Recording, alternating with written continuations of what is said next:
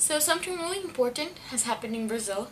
The way we get into university in Brazil is by taking a test, and if you get a score high enough for your career, you get into university.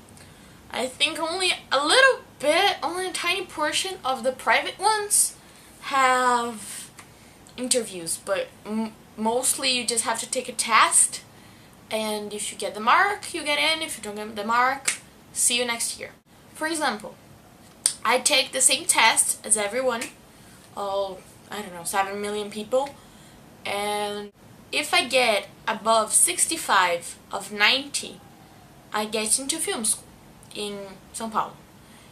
If my boyfriend gets over 55 as well, he gets into engineering.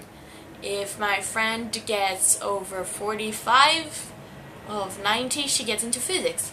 So each career has its marks. Film school has also a lot of competition, so it's a high mark as well.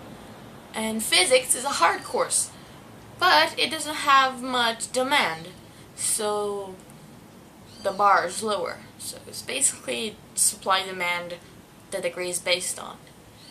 And anyway, so in Brazil, there's also this thing called Enem, and it means National Exam for High School.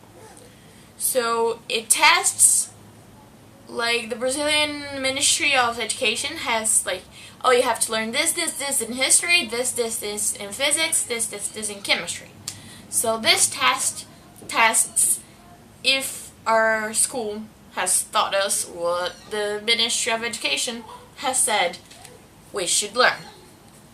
And this year was really important because this exam also has a dissertation. And this year the theme was why there's a persistence of violence against women in Brazil.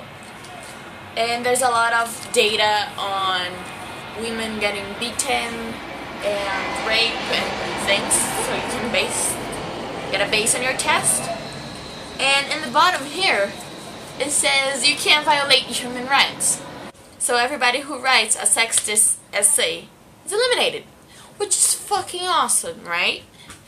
So it's been 2 weeks since the test, and people are still talking about the dissertation.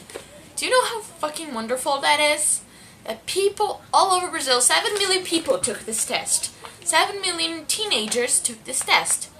And the moment the theme was released on the internet to today, I see everyday discussions on Facebook, on newspaper, on school about violence against women, which is awesome. And in the first day that didn't have it's 2 days. The first one didn't have the dissertation, but had a question about, I'm gonna say her name so wrong.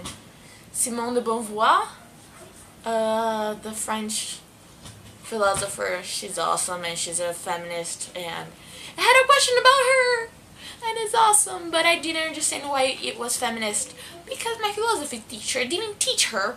He gave a whole bimester of Sartre, and didn't give, he said, oh, that's his girlfriend. But it was awesome because it got everyone talking about it, and it started discussions, and people are now, it's awesome that it's being discussed, because now women, life can improve for women if more people become feminists. Let's comment below. Let's keep the discussion going. Never stop, never stop. This discussion has to keep moving and going until violence against women is not a thing anymore. The most likely cause for women to die is murder. For men, it's a heart attack. So until these odds make any sense, we have to keep this discussion going. So comment below whatever you have to say about this, and let's keep the discussion going. And woohoo! Like and subscribe. And I try to post every week, but It's been really busy because I've been studying to this test because I really want to get to film school, and so it's probably going to be more inconsistent, but I'm trying, so subscribe.